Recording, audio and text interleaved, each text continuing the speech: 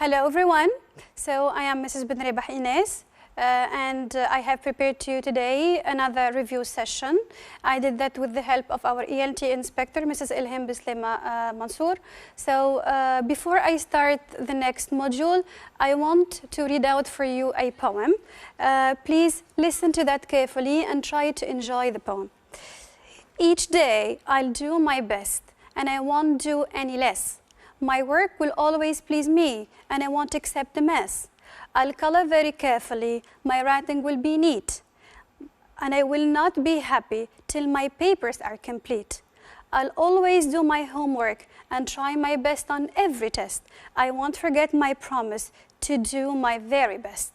Now, if you just can pay attention to the poem, it has been loaded with words related to this topic, which is education.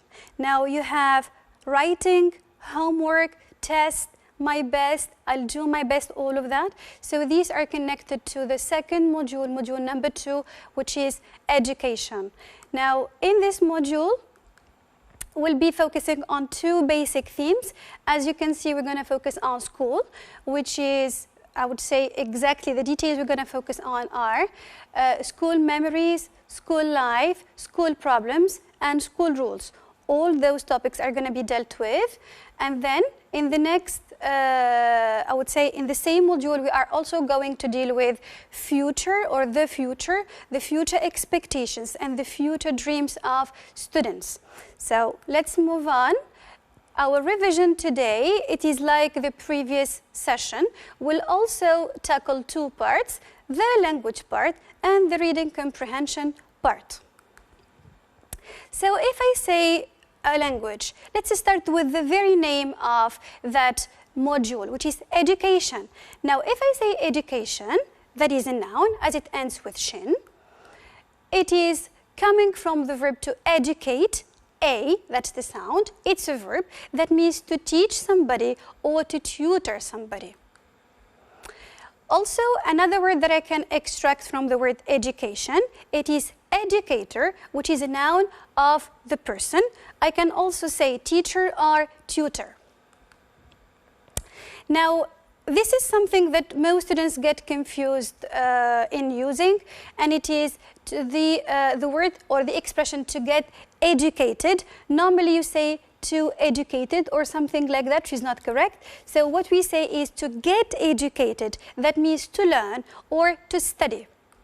However, if you say educate, I educate, that means I teach. It's not the same thing. So this is the job of the teacher, and this is actually the mission of the student. Now, coming from the word education, another extract, which is educational, that's an adjective. I can also have another adjective, which is educative. So as you can see the pronunciation here, it is educative. So all those words are mentioned in here, in that word cloud, and these are connected words to the only mentioned word in the title of this module, and that is education. Now let's start with revising some language exercises about this module. Again, we're going to complete the table with the needed forms. So we'll focus today on the verb and the noun. So here we start with to expect. The noun is expectation. Remember, like education, it's a noun. Whenever something is ending up with shin, that's a noun. Then you have realization, it's going out in the same area. And the verb from realization is to realize, to achieve something. Then you have to rent. So we also have to say a rent. To rent a verb and a rent is the noun. Then you have the verb to participate in something. The noun is participation. Again, shin, shin, and shin. Three suffixes that are giving you nouns. Then you have the word meeting. So if I am meeting somebody, that means the verb here is to meet. Then you have the verb to believe, from which we can extract the noun belief. Then the last word is to move, and it's easy. The noun is movement. So in this situation, you will have all the extracts from those verbs and nouns. Now here we're going to focus on another types or other types of words, and here we're going to concentrate on noun and the adjective. So we have memory. The adjective from it is memorable, able. Okay? Then you have the adjective mad, from which we can have the noun madness. Then here you have the adjective fun. Normally you are used to having the adjective funny, but here you have the word fun, which is entertaining, amusing. That's the meaning of fun. It's a fun activity, which can be having two forms. It's a noun and it is an adjective. So we can say, I will have fun, and in this situation it is a noun. However, I would say this activity is much fun, and this is an adjective. Now, we'll move to the next word you have seen in this module, and that's violence. The adjective from which is violent. Then test, the verb or the adjective from which is tested. So you have a test, so you are tested upon or on something. Then you have difficult, the opposite of easy, and the noun is difficulty. Then the last noun is noise, from which we can extract the adjective noisy, noisy. Look at this one, like luck, lucky. So all of those are suffixes you put at the end of those words to get the adjectives. Now, this is exercise number 1. Let's move to the connections to the words that go together, like we have seen in the other module. So if I say to do once, what am I expecting exactly? To do one's feeling, mistake. So here we'll have to do one's homework, to do one's homework. Then to erase, we erase the board. So if your teacher asks you to erase the board, that means to clean the board. I also say to ask for the teacher's help, to ask for the teacher's help. That's the meaning of asking for something. Then I work hard. You have to work hard, and hard here it is the adverb from the adjective hard. So I have adjective hard, and also the adverb is hard. Then you have to have a terrible feeling, to have a terrible feeling. The next one, to make a mistake, to make an error, to make a mistake. To get on well with someone, we saw that in also module 1, we are revisiting that, to get on well with somebody. Then to shake hands, but now don't shake hands, it is really dangerous. The next exercise, it's also about vocabulary items, and here we'll find out synonyms and antonyms. That means synonyms and opposites of those words, and you will extract them, you will pick them out from the box you have above. So number 1, it is realization. It's easy. The synonym of achievement. Then attentively, that means carefully. You have succeed or pass. Many students would believe that pass an exam is simply, I would say, sitting for the exam, which is not correct in English. It's not like French. We say to pass an exam, that means to succeed in it. Then you have the word occupation, the synonym of job, calm, the synonym of peaceful, then afraid, another adjective, the synonym of scared. Then you have the verb to revise, which is the synonym of to review. That's what we are doing now. We are revising, we are reviewing those modules. Now, we'll move to antonyms or to opposites if you want. So if I say to stand up, and sit down. Remember, the opposite of forget. If I say late, I'm late, that means it's the opposite of early. Then good, it's easy. It's the opposite of bad. Lazy, somebody who is really lazy, it's the opposite of active and energetic. Difficult, the opposite of easy. Then the last word, the verb to receive, which is the opposite of to send, and this is found in the letters. You send and receive letters, you send and receive emails, you send and receive, I would say, gifts if it's possible. Now, we'll move now to the grammar parts in that module, and there is a much concentration on tenses. So basically, you have 3 tenses actually that we need to revise: the past tense, the present tense, and the future tense. Now, let's have the example in here. So, I looked at bags in the park. I looked, that is a past verb. Then here, I am looking for bags in the park. I am looking, it is in the present.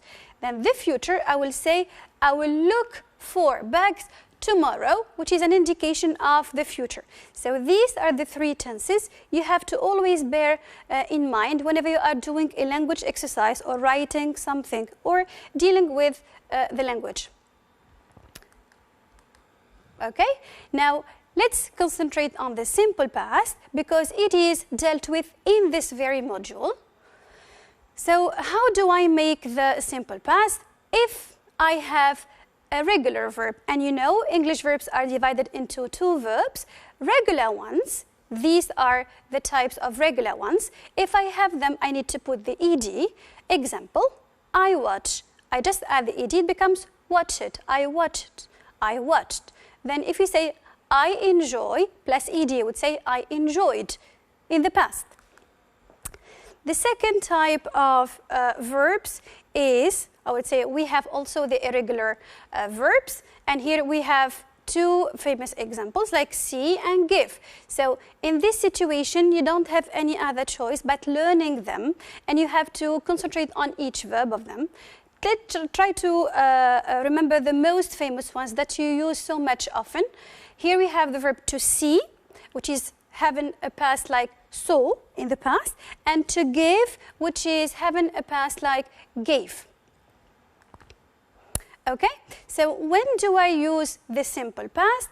It is exactly when I have a completely finished action in the past.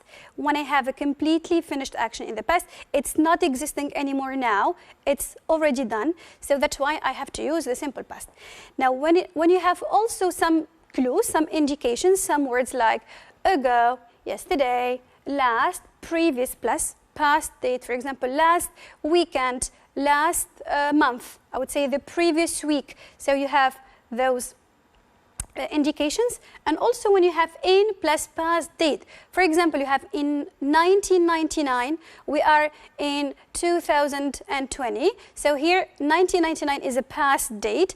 So we have to use the simple past. Now let's practice that directly in this exercise. Put the verbs in parentheses in the simple past. Let's start. A 17-year girl's school was shot and killed over the weekend in California. Her family, you have explained. So remember, we have to look at the verb. Which type of verb I have? It's a regular or irregular verb. So her family explained. It's a regular one. That she, you have take. Take normally is an irregular verb. So we say that she took a weekend trip from Fresno to Carson 3 days ago. You see here you have ago, so that's why we are using the simple past, to visit friends and family. On Saturday evening, she, and I guess you know the meaning or the type of this verb, it's an irregular verb. So you have to say she went to a night watch in a friend's house and was outside with others when somebody shoot. So it's also an irregular verb. When somebody shot her, you have two O's in the infinitive, one O in the past. The girl was on track to graduate from Hoover High School this spring. She was a cheerleader, and you have the verb have. It is an irregular verb, so it becomes had a passion for hairstyling. She, then hope. Hope is a normal regular verb, so you have to say she hoped to continue her education and eventually open her hair salon. Her aunt reported to the local newspaper, I couldn't believe it when I, and here you have the verb here, it's an irregular verb, so it becomes heard. When I heard that, or my niece was shot. What do you mean? That can't be happening in our family. So these are a number of verbs, some in the regular form. If you want, some are regular, some are irregular, so you have to make out what you have. Let's move on. Now, the second tense I am going to focus on today is the future. It is also part of this module. Now, how do I make the future? Normally, I have three ways. The most famous one, I guess, is will.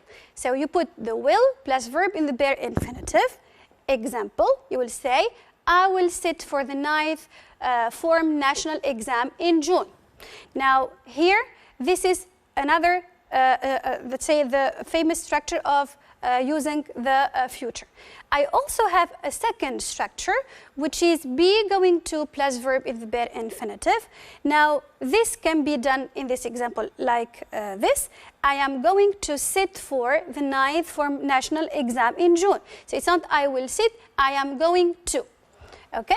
The third way is simply the present progressive. So I have to say, I am sitting for the 9th form national exam in June.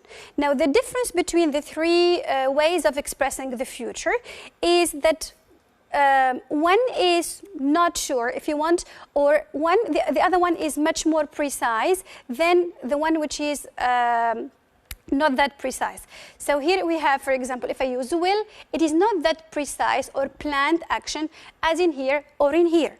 So in this situation, it is a more planned or predicted action than this one, but it is less than this one, okay? And in this situation, you have a very precise future action that is fixed in advance. So you have some clues, some indications, some proofs, some evidences that show that this is 100% going to happen. Okay, so let's move on to the exercise. And here we have a whole paragraph where you need to mix up those tenses together. So it's a matching exercise. It is made up of one paragraph. This paragraph is divided into different sentences that are ordered. They are in the right order, but they are split apart into different pieces in order for you to relate them and make them coherent again. Now let's start with number one. Now in every, I would say, column, in every sentence part from this side, that means here, you have to concentrate on the last words because these are the ones you are going to connect to. So you have normally to concentrate on those, and in this part, you have to concentrate on the beginnings of those. Okay? Normally, that is how you should be doing that. Let's start. There is nothing better than a great teachers, and here you have the S of the possessive case, so you need a noun. Great teachers, it's C, so here, great teachers' old memories. So that is a noun. The noun is memories. We move. Great teachers show us things and make us believe. You have the verb to believe. So after believe, you need to expect something. I believe in something. So here we have D. So we believe in ourselves. Okay?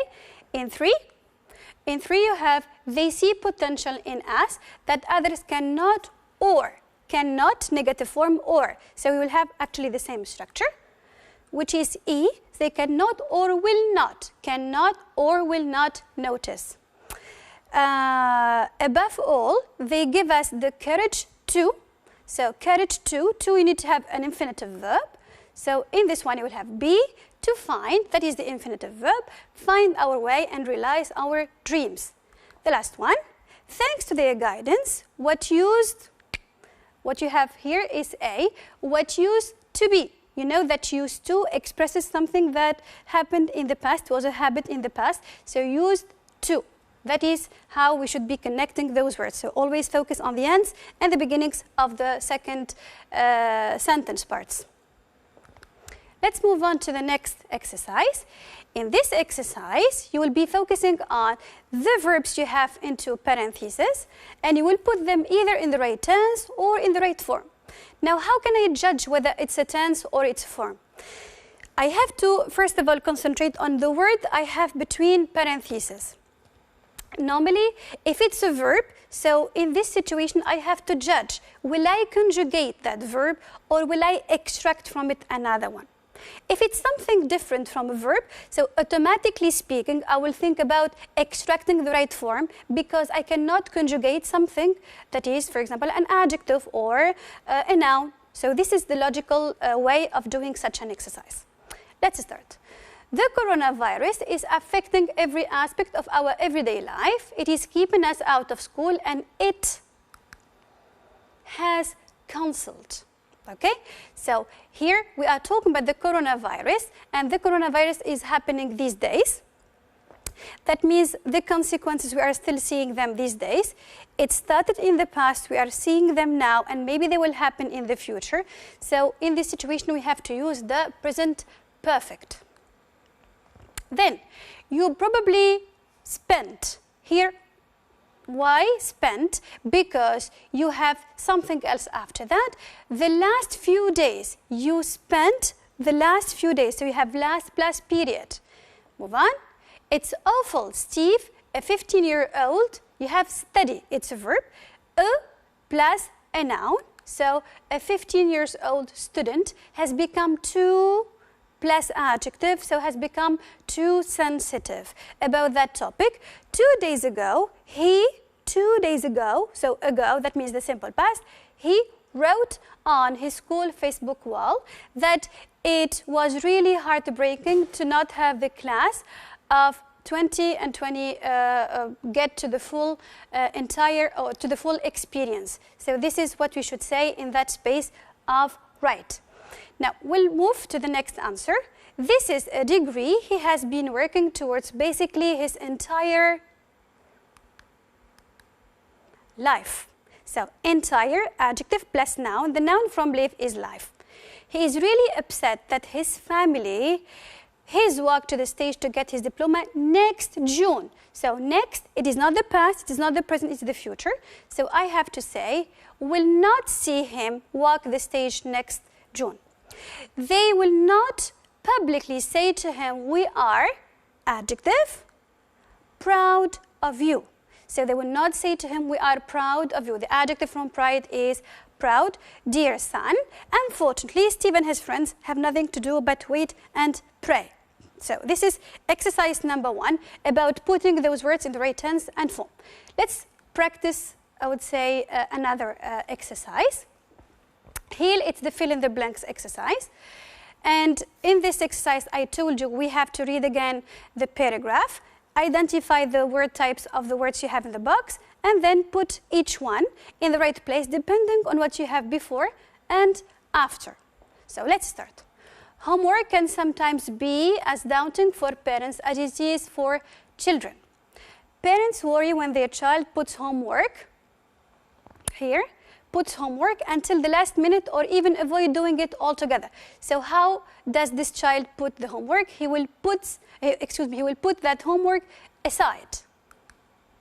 He will keep it, I would say, in a forgotten part. Then this can result in, that must be in plus verb plus ing. So, in taunting from the part of the teacher and the other classmates. On the other hand, parents must also be enabled to plus verb in the bare infinitive. So here you have to understand. Here you have that verb, which is the verb you have mentioned in the box. Their children's homework, when they are asked to help. So what must parents and their children do to solve this constant problem? As a parent, you have to help your child take responsibility for organizing and doing their homework. So you have to. That means you must. You have the obligation to. Their homework, how? Themselves. It means, let's say, on their own. They will do that homework alone. So it is better if you advise them to hold a notebook to write down the given tasks. Okay? Let's concentrate on the second basic part of this review session, and it is about the reading comprehension.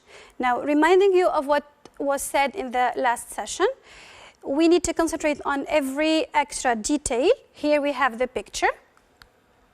And here we have the text. The extra detail here, we have the picture in the last slide, and we have the source, the writer, the date in, let's say, on the bottom of this text. Now, if I have a text like that, I'm reminding you I have to be reading it all to get the main idea, then go back to the questions, then go back to the text again to pick out the details and answers I need. Let's start reading this. It's that time of year again. You have wake up from the dream where you wake up, from the dream where your clock doesn't go off on your parents or your parents forgot to wake you up and you are late. You know what I'm referring to. The first day of school, when holidays are over and you should go back to school again. Every year, all students have mixed feelings of excitement and fear about that day.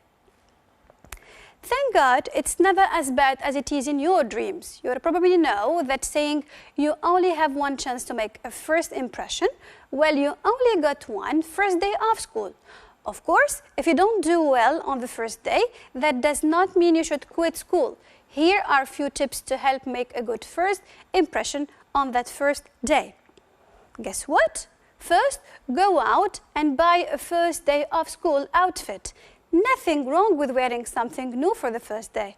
Second, be prepared. It is the little things, your pens, your shirt buttons, even your shoelaces.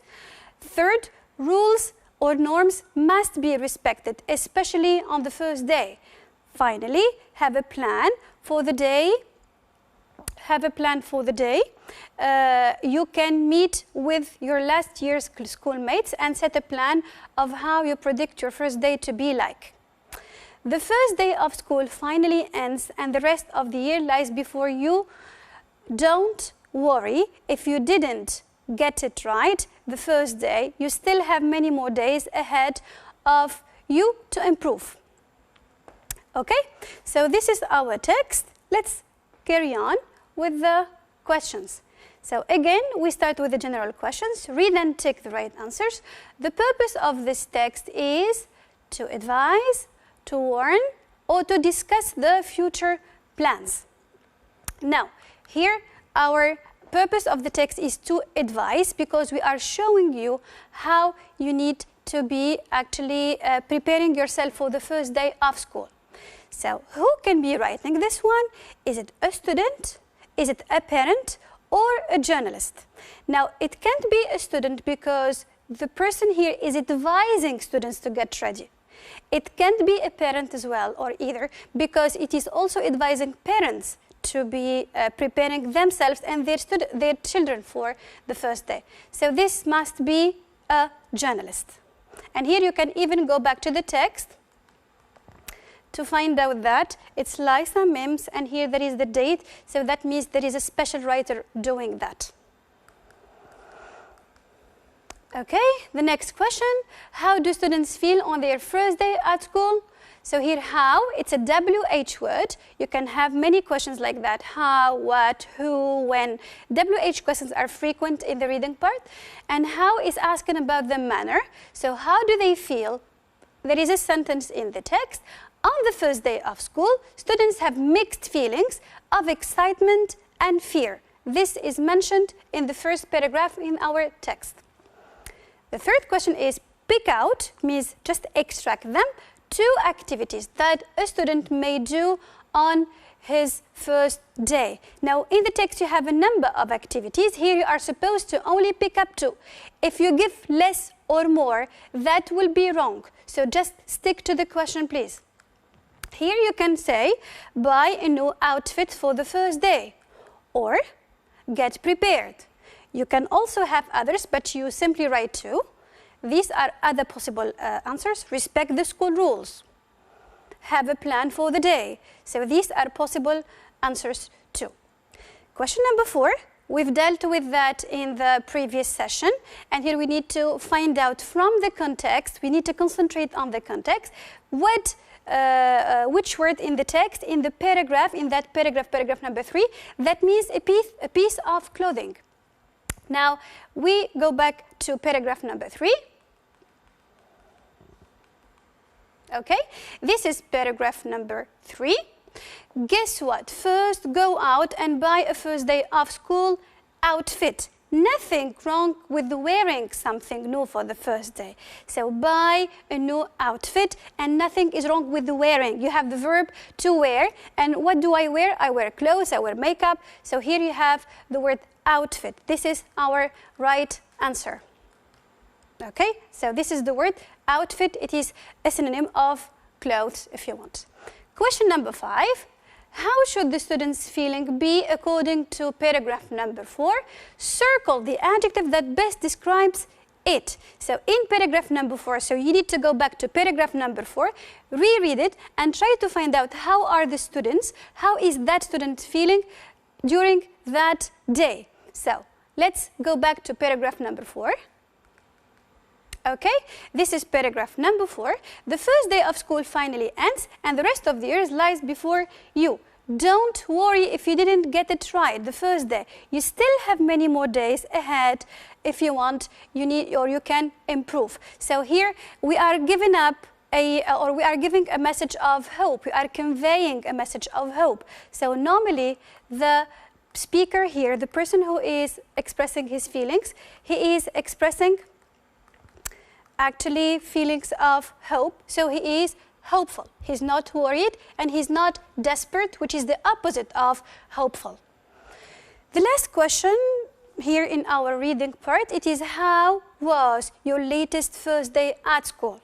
Now, you have been studying for actually 9 years now, so you have been experiencing the first day of school 9 times at least, if you want. So this is a type of personal questions. It is asking you about how was your day? It means the way it was. So I would say anything. I would say it was great, it was wonderful. You can describe your feelings for the latest day. It's exactly about this year, this coming back to school. It means in 2020, coming back to school. So describe your feelings. Maybe you were scared, maybe you were happy, maybe you were excited, maybe you don't want to leave prep school, maybe you are the other way, excited to leave prep school and go to high school, so we will meet older people, other teachers. So here it's a personal answer. You can say anything. It must be logical, correct, and I would say coherent with what happened to you in the latest day at school. So we have finished the second part. Thank you for watching, and let's meet again in the next review session. Goodbye.